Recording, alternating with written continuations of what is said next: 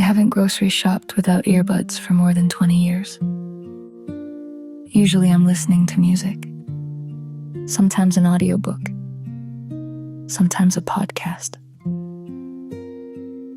The earbuds have noise cancellation, and they make an enormous difference.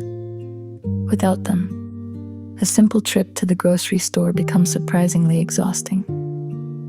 With them, the experience becomes manageable, not relaxing, not effortless, but manageable. For years, I assumed the explanation was obvious. Noise. Too many sounds. Too many conversations. Too many announcements. Too much stimulation.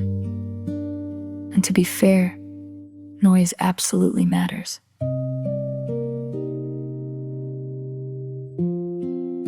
The moment the earbuds go in, something changes. The constant hum of the environment fades into the background.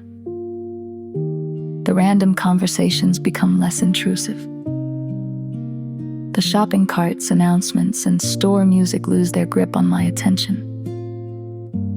The experience becomes easier, noticeably easier. That's why I've been doing it for more than 20 years. If it didn't help, I wouldn't bother. But eventually I noticed something strange.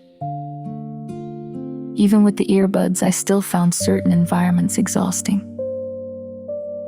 I still left some stores feeling mentally drained. And that raised a question. If noise were the entire problem, shouldn't the earbuds solve everything? They didn't. They helped tremendously. But something else remained. Something I couldn't quite explain. Over time, I began realizing that my brain wasn't simply hearing the environment. It was noticing it. Recognizing things. Picking up patterns. Responding to information I wasn't consciously trying to process. And that realization led me toward a much deeper question. Perhaps the real cost wasn't noise.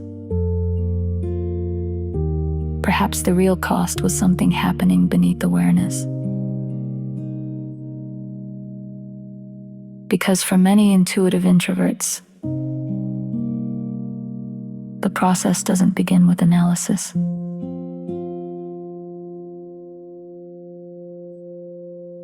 It begins with recognition.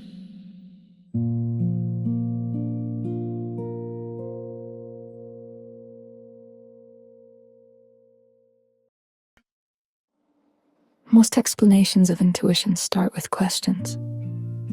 Is that person stressed? Is that employee overwhelmed?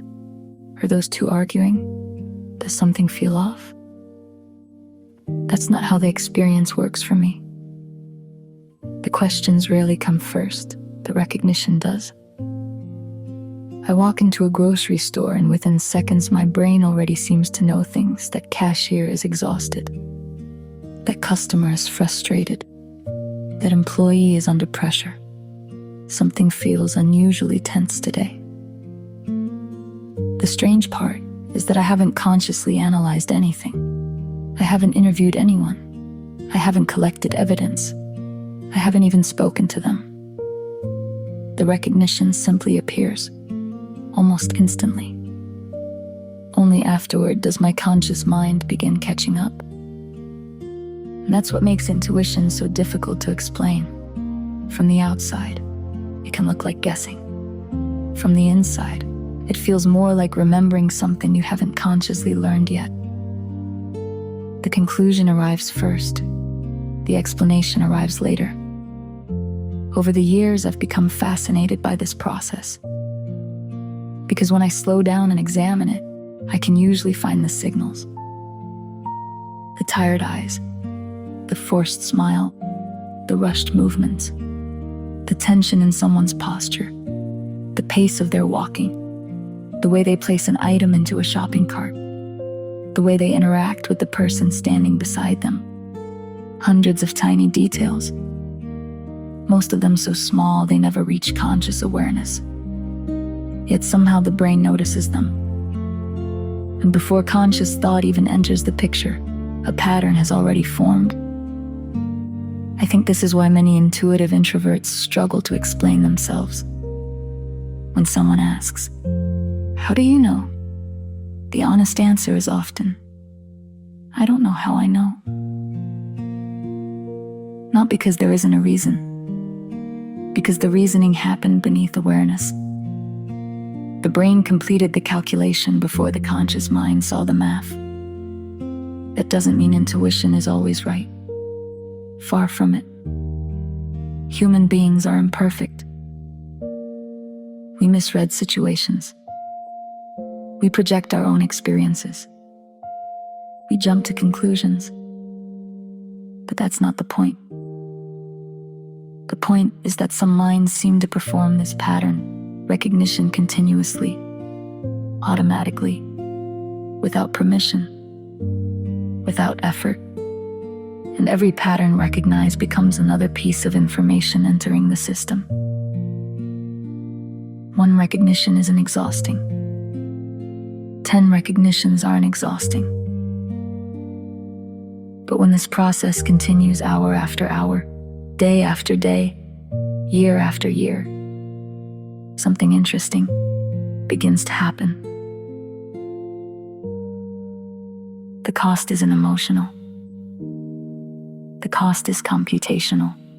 And that's where the story becomes even more interesting.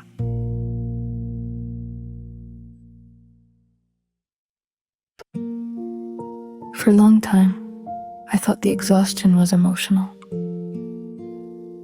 I thought I was somehow carrying other people's stress, absorbing their frustration, taking on their moods.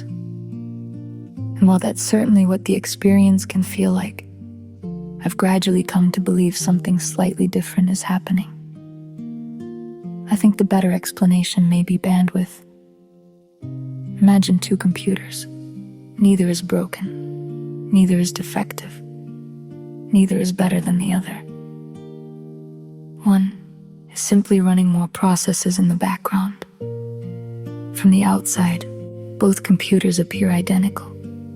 Inside, one is doing significantly more work.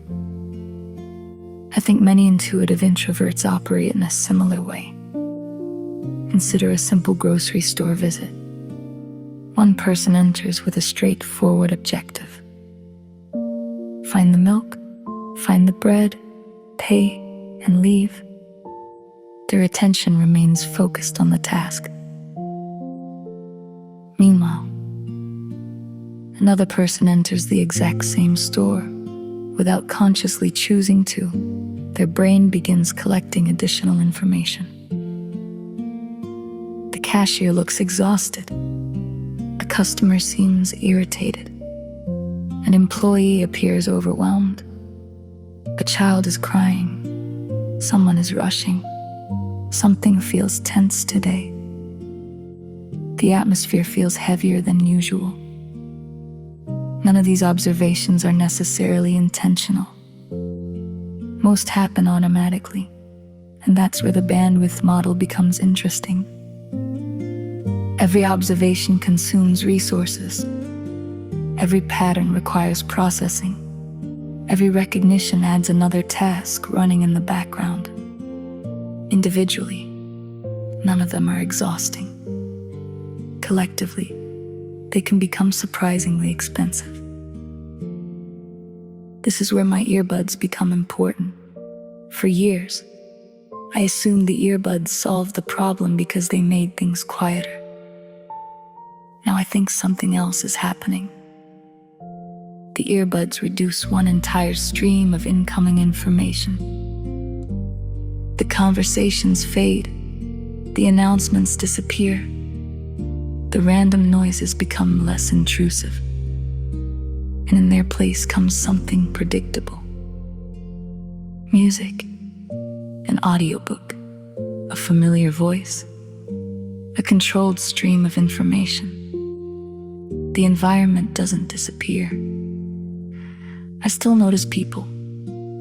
I still recognize moods. I still pick up on tension. But the total workload drops. The system no longer has to process everything at once. The result isn't perfection. The result is manageability. And that's an important distinction. The earbuds don't eliminate the processing. They create enough available bandwidth for the remaining processing to occur without overwhelming the system. For years, I believed I needed the earbuds because I disliked noise. Now I think the reality is more interesting. The earbuds help because they reduce competition for attention. They free resources. They lower the processing load. They make the environment manageable. And once I understood that, many of my habits suddenly began making sense. Not as quirks, not as weaknesses, but as practical solutions to a very real cognitive workload.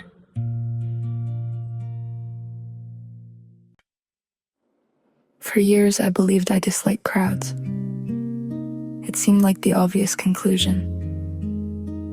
Crowded trains exhausted me. Busy grocery stores exhausted me. Packed shopping centers exhausted me. The pattern appeared obvious. More people equals more exhaustion. Case closed. Except there was one problem. The theory didn't fit reality, because every now and then I would find myself somewhere equally crowded and feel completely different. A Christmas market, a local festival, a cozy outdoor event. Thousands of people, noise, movement, conversations, laughter. By every logical measure, these places should have been overwhelming, yet they often weren't. In fact, some of them felt enjoyable, even energizing. That contradiction bothered me for years. If crowds were truly the problem, then every crowd should produce the same result. But they didn't. And whenever reality contradicts a theory, it's usually the theory that needs updating. So I started paying closer attention. Not to the number of people, to the atmosphere. At the grocery store, many people are trying to complete a task. They're thinking about work, deadlines, bills, schedules, responsibilities. They're rushing, multitasking, trying to get somewhere else. The environment often carries a subtle sense of pressure, not necessarily dramatic pressure, just enough to create tension. Now compare that to a Christmas market. People aren't rushing. They're wandering, looking around, drinking something warm, talking with friends, enjoying the lights, experiencing the moment. The number of people may be similar. The emotional atmosphere is completely different. And that's when I began seeing something I had missed for years.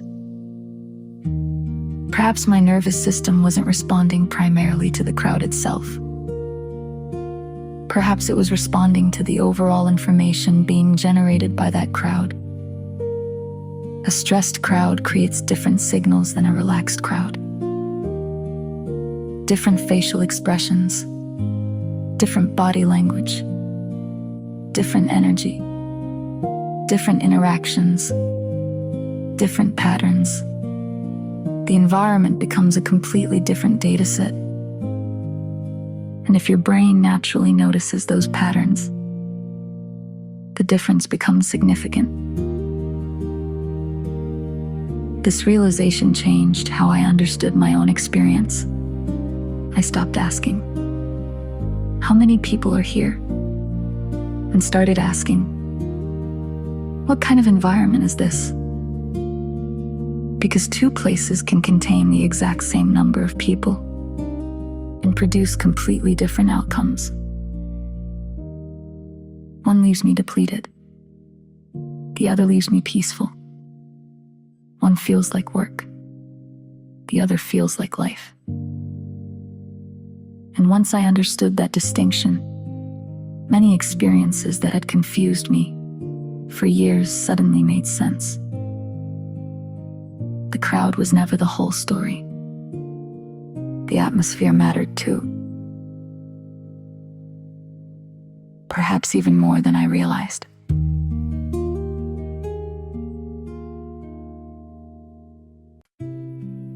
One of the most interesting discoveries I've made is that many intuitive introverts spend years adapting to their environment without realizing they're adapting.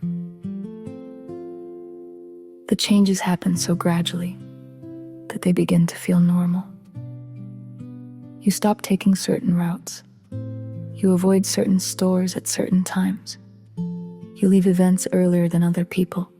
You arrive later. You choose quieter restaurants. You sit in specific locations. You wear earbuds. You build routines. You create systems. And eventually those systems become invisible. You no longer see them as adaptations. You see them as personality. You simply believe, this is who I am. For years, I thought my earbuds were just a preference. I thought I liked having music while shopping. I thought I enjoyed audiobooks. And that's certainly true. But looking back, I can see something deeper. The earbuds weren't entertainment. They were infrastructure. They were helping me navigate environments that demanded more processing than I naturally wanted to perform. Without realizing it, I had designed a solution, not a perfect solution,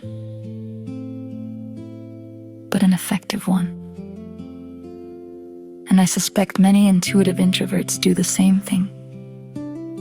They develop dozens of small adaptations, not because they're broken, not because they're fragile, but because they've learned through experience which environments create unnecessary processing load.